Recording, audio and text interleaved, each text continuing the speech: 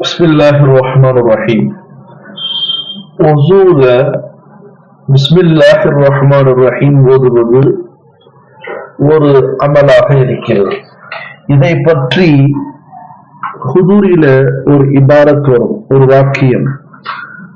தஸ்மியத்துல்லாஹி தஆலா, அல்லாஹ்வுடைய பெயரை சொல்லி ஒது செய்ய ஆரம்பிப்பது.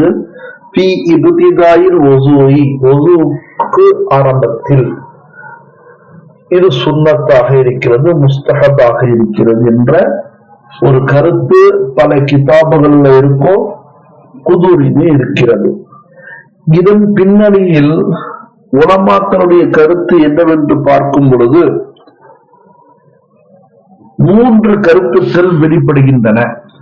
ஒன்று, அஸ்ஹாபே ஜவாஹிர் என்று சொல்வார்கள்.